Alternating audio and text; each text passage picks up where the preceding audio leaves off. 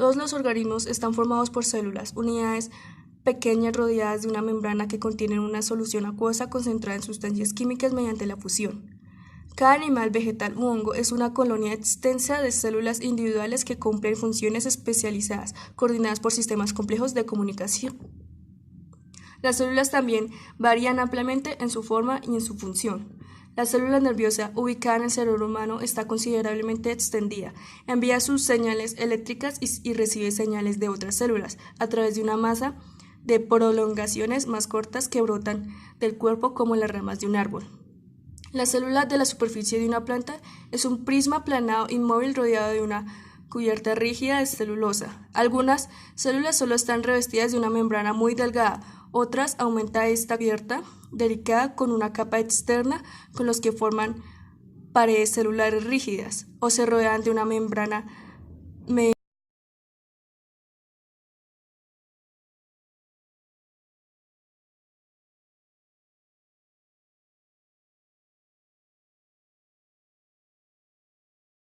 Las células también pueden existir como organismos independientes y cada célula está viva en el sentido de que puede crecer, reproducirse y compartir la manera de una forma a otra. Todas las células están compuestas por la misma clase de moléculas que permiten que los mismos tipos de reacciones químicas. De esta forma, cada célula las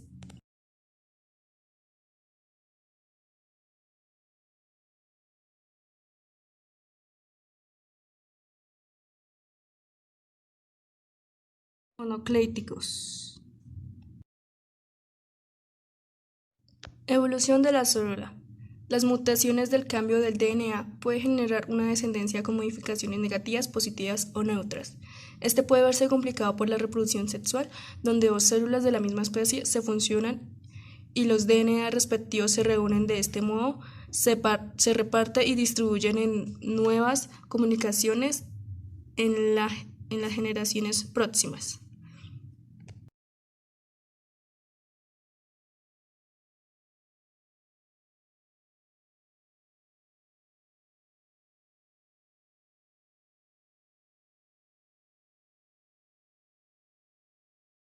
Todos estos tipos de células diferentes se generan durante el desarrollo embrionario a partir de un solo ocigoto fecundado.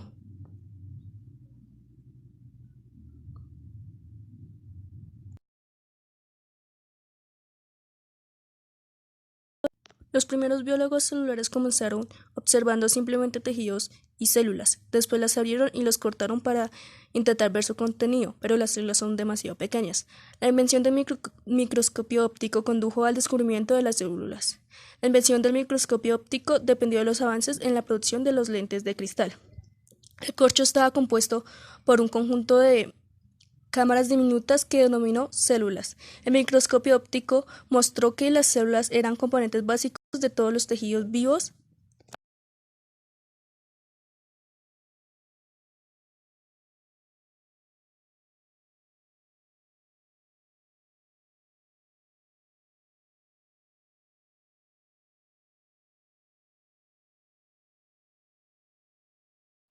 Estas pueden estar divididas en miles de células pequeñas, estrechamente adosadas o separadas entre sí por una matriz extracelular, un material desoformado, a menudo por fibras proteicas embebidas en un gel de polisacáridos. La célula revelada presenta una anatomía particular que se indica de la existencia de una membrana evolutoria. En el centro se destaca el núcleo, alrededor se encuentra el citoplasma. Con un buen microscopio se puede comenzar a percibir y clasificar componentes específicos del citoplasma.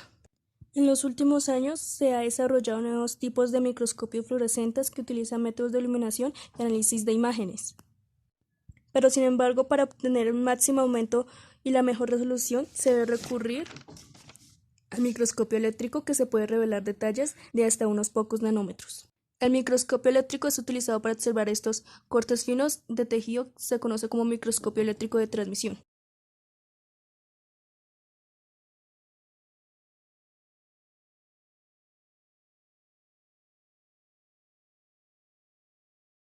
El microscopio no es el único medio que utilizan los biólogos, también se puede aplicar las técnicas como la cristalografía de rayos X para determinar la estructura tridimensional de las moléculas proteicas.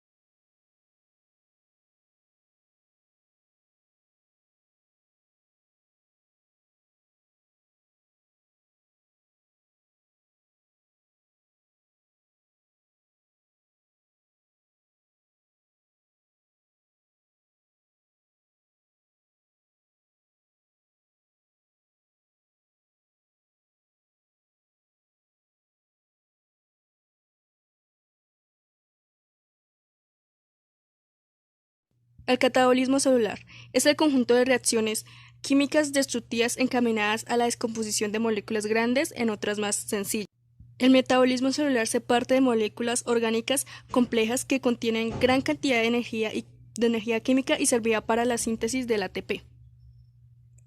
El nucleótido de ATP funciona como moneda energética dentro de las células. En toda reacción química en la que se precisa energía se gasta ATP, lo que se supone la ruptura de esta molécula y la liberación del grupo fosfato. La división del metabolismo de anabolismo y catabolismo.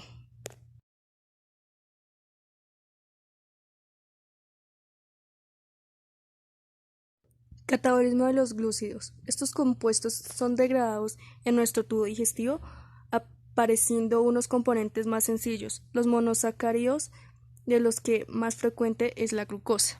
La degradación de la glucosa se produce en varias etapas: glucosis y vía aeróbica o respiración celular, que incluye ciclo de Krebs, tiene un lugar en la matriz de la mitocondria, y cadena respiratoria ocurre en la membrana mitocondrial. Y la vía anaerobia o fermentación.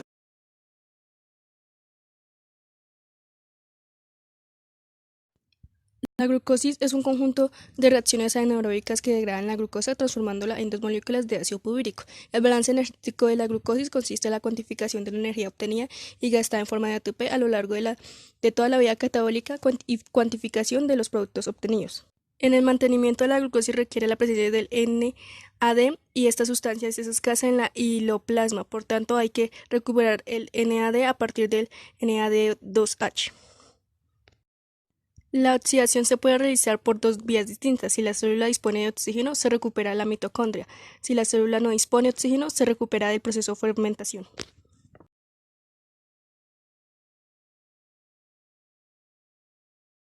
En este video trataremos de explicar el proceso de la cadena respiratoria. Tocado en la célula. Dentro de ella se encuentran organelos a los que llamamos mitocondria. La mitocondria se divide en tres partes: la matriz, las crestas y el espacio intermembrana. Si nos acercamos más, podemos ver más a detalle cómo se visualizan estas partes. Como podemos ver en las crestas, se encuentran 4 complejos, 2 transportadores y la más importante, la ATP sintasa. Todo comienza cuando un NADH se convierte en un NAD y 2 electrones. Los electrones se introducen en el complejo 1, donde hay 2 iones de hidrógeno, son bombeados hacia el espacio intermembrana. Los 2 electrones luego pasan a la ubiquinona, donde ésta los transporta al complejo 3. En el complejo 3 son bombeados otros 2 iones de hidrógeno. Después de eso, los electrones pasan a la citocroma C, la cual los transporta al complejo 4, donde otra vez son bombeados otros 2 iones de hidrógeno. Los 2 electrones son atraídos por un oxígeno, el cual después atrae a 2 iones de hidrógeno, creando así una molécula de agua. Debido a la gran concentración de hidrógeno en el espacio intermembrana, los hidrógenos pasan por la ATP sintasa. Debido a que el NADH produce 6 iones de hidrógeno, así terminaríamos con 3 moléculas de ATP. Para el FADH es diferente, ya que los electrones llegan al complejo 2 y de ahí se pasan directamente a la ubiquinona. Esta los transporta al complejo 3, donde se bombean 2 iones de hidrógeno. Después, los electrones pasan al citocromo C, donde son transportados al complejo 4. En este son bombeados otros 2 iones de hidrógeno. Los electrones entonces son atraídos por un oxígeno, el cual después atrae a 2 hidrógenos para formar una molécula de agua. Debido a la concentración de hidrógeno en el espacio intermembrana, los iones de hidrógeno pasan por la ATP sintasa. Debido al proceso del FADH se producen 4 iones de hidrógeno, haciendo así que terminemos con 2 moléculas de ATP. Debido a los procesos anteriores, tenemos 4 ATPs, 10 NADHs y 2 FADHs. Después de la cadena respiratoria, tenemos los mismos 4 ATPs, 30 ATPs del NADH y 4 ATPs del FADH, terminando así con un total de 38 ATPs. Por favor, suscríbanse Dejen sus comentarios y no se olviden de darle like a este video. El ciclo de Krebs. ¿Qué es el ciclo de Krebs? El ciclo de Krebs es un ciclo metabólico del cual dependen las células que utilizan oxígeno para su proceso de respiración celular. Este ciclo es el responsable de la formación de energía química a partir de procesos como la degradación y desasimilación de los carbohidratos, grasas y agua. Este ciclo es una ruta metabólica anfibólica, ya que participa tanto en procesos catabólicos como anabólicos que ocurre en las mitocondrias de las células eucariotas y en el citoplasma de las células procariotas. Además, proporciona moléculas necesarias para la producción de algunos aminoácidos, como por ejemplo el cetoglutarato y el oxalacetato, así como otras moléculas fundamentales para la célula. Toma su nombre en honor al científico anglo-alemán Hans Adolf Krebs, que propuso en 1937 los elementos claves que componen este ciclo. Por este descubrimiento recibió en 1953 el Premio Nobel de Medicina. El catabolismo de glúcidos y lípidos produce acetil-CoA, el cual constituye el principal sustrato del ciclo. Su entrada consiste en una condensación de oxalacetato al generar citrato. Al término del ciclo, los 2 átomos de carbono introducidos por el acetil-CoA serán oxidados en 2 moléculas de CO2, regenerando de nuevo oxalacetato capaz de condensar con acetil-CoA. La producción, relevante desde el punto de vista energético, se produce a partir de una molécula de GTP, de 3 moléculas de NAD y una de FAD. NAD y FAD se comportan como intermediarios oxidorreductores. Cuando están reducidos, transforman electrones a energía relativamente alta hasta la teoría mitocondrial.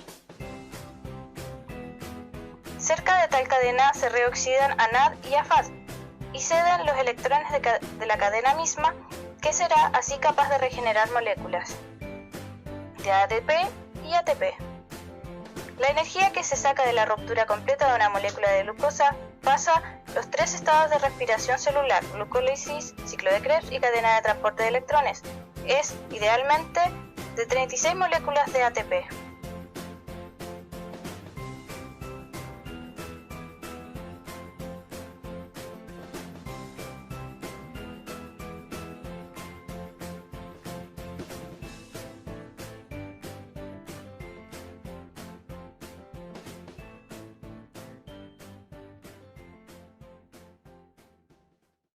Vía aeróbica o respiración celular. Mediante la respiración celular consiste en oxidar el máximo del ácido púbrico obtenido en la glucosis, obteniéndose como productos resultantes CO2 y H2. La fermentación láctica consiste en la degradación de la glucosa hasta el ácido láctico. La fermentación láctica pertenece a las bacterias Lactobacillus. La fermentación se produce en las células musculares humanas, consecuentemente de las células quedan en el ambiente anaeróbico. Entonces, el ácido púbrico sigue una ruta más rápida. La fermentación alcohólica esta fermentación la realizan levaduras del género Saccharomyces. Son muy utilizadas en la fabricación de bebidas alcohólicas dependiendo de la especie de la levadura. Y para la fermentación del pan, fermentan los polisacáridos y la harina y el dióxido de carbono.